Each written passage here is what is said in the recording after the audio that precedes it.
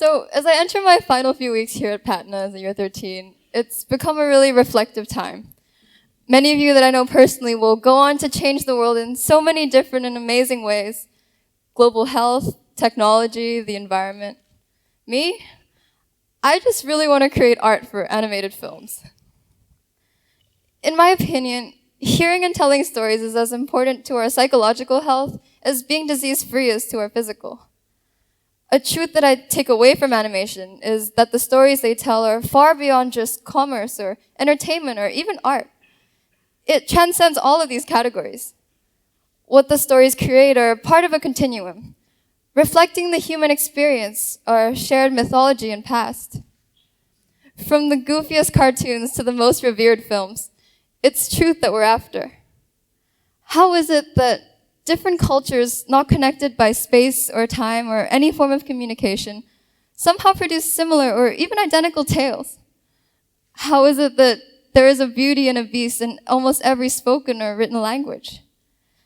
Cinema has only been around for about 100 years, which is crazy because I know that for a lot of us, we go see a film like every other week. We're all pretty much screen addicted at this point. Something I've always admired about these film studios and producers is their ability to go beyond the technical and focus on the most important aspect of film, story. One of these large animation studios published 22 rules for great storytelling that they adhere to in all their films, but I want to focus on just one right now, and that's number 14. Why must you tell the story? Why does the story need to exist, and what greater purpose does it serve? Whether it's we share not only our own stories, but also the stories of others. But why? Maybe it's because we need to know. We need to feel a connection to these people we've never met and these situations we've never experienced. And that's a huge part of the human experience. We won't act or help or change if we don't feel.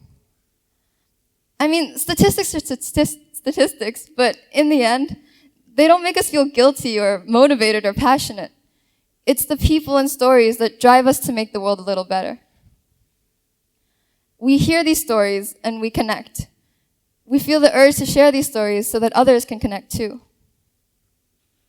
So, over the course of the last year, I've been going through the struggle of putting together my art portfolio to apply for university, and those of you friends with me are probably really sick of me talking about it by now.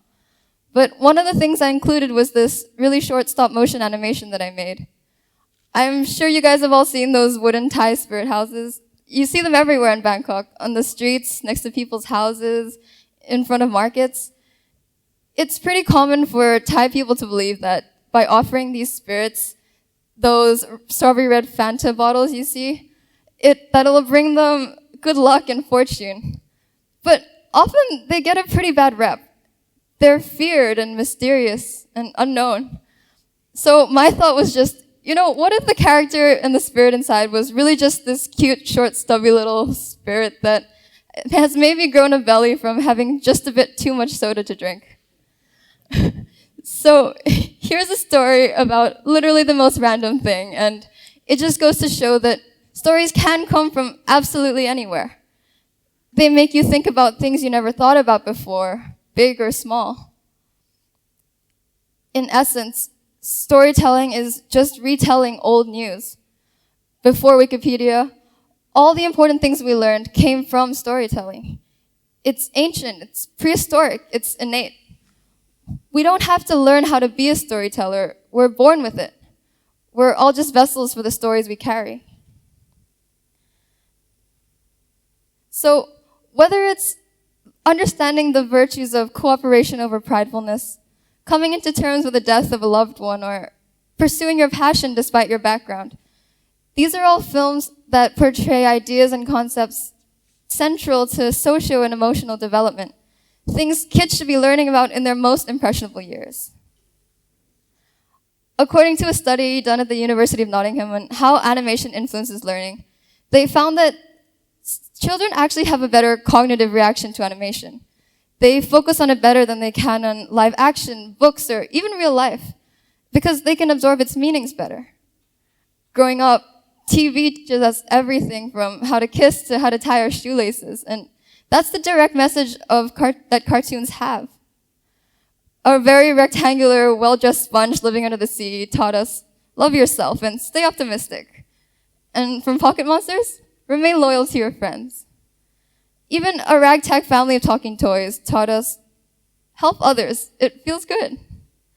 And even a show about 4 foul-mouthed 4th graders taught us to question authority, question power, dig beneath the most convenient answer. And that's a skill, and for all of us IB students watching, it's one that we should have fine-tuned in these dark and dreary days. And remember that 90s cartoon about the kid with the funky hair and his adventures with his friends? Yeah, throwback. This show showed me that there is a huge difference between a dangerous neighborhood and a systemically poor one, and that there is good to be found in people from the highest to the lowest stations in life. And that's a lesson that I carried with me into Patna, with this Bangkok neighborhood still filled with so many areas of struggle. But I have found only good under the overpass, and a lot of it. Like the many cat clubs I've been a part of, a community of volunteers working together to eliminate substandard housing in low-income areas, or advocacy groups that give voice to the underrepresented, present opportunities for their stories to be heard. But for me, the best find in this Bangkok community were the kids. Over the course of the last 2 years, I've had the opportunity to work with so many kids from local schools and temples, many of you as well, I'm sure. And as a leader of one of these groups that organizes monthly visits for children from the Klong Toei slums, we've been focusing on integrating monthly reading sessions for them. And we start off each one with a picture book reading. And although I'm positive most of them have no idea what's happening most of the time, I get to see as these kids laugh and react and smile to the different characters and stories. It showed me that storytelling really is beyond the surface level of what we depict it to be. In essence, it's about sharing an experience, connecting with people despite language or cultural barriers. Isn't it crazy how we can make animated characters so relatable and believable enough to befriend a child? Because that's what they were back then. They were friends. Growing up with these characters, I can still look back on them fondly, and they may be fictional, but if they can make a lonely child out there feel just a little bit less lonely, then I think that's really powerful. Whoops. So, as much as I believe in film, I believe in children and their ability to love and learn and grasp meaning from what they watch. Generations after us need to be sustainable enough, to be brilliant enough to feed a global population that will be entirely unsustainable by 2050. And to do that, kids are going to need to believe that they can and that they should. And that is where education, kids media, and storytelling need to intersect. And if you're a teacher, you can employ this in your classrooms as well. The creators of these animated films understand that the most important stories resonate with people because they appeal to some core truth about the human condition, regardless of whether they're told through the eyes of toys, robots, or even monsters.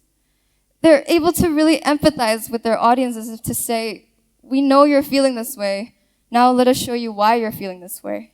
And they do it in a manner that doesn't sound so preachy or condescending. They strive to teach emotional intelligence through story.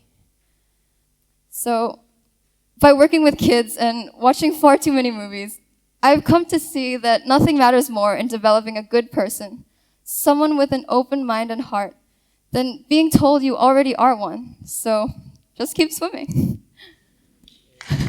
Oh wait, no. It's not over yet. So soon after we've all been let out, it'll be time for you guys to film your friends giving speeches today, or if you're a parent, take a blurry and poorly framed photo of your child to post on various family group chats. But just remember, it always comes back to home.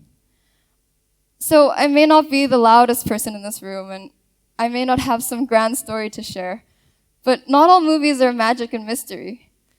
We watch movies about normal kids growing up and finding out what it's like to be responsible for things. We watch movies with minimal plot to appreciate the beautiful cinematography and perfectly color-coordinated scenes. Or maybe that last part's just me. And I'm speaking here today when I normally wouldn't, for the fear of people thinking about what I say and being too overly critical in myself. Because what I think is the greatest idea worth sharing is the idea that every story is worth telling. From the silver screens to the intimacy of late-night conversations we have during sleepovers in front of the telly. From a shout to a whisper. An epic theater monologue to a 10-minute TED Talk, all the way down to a single word. You all have a story to tell, so tell it. Thank you.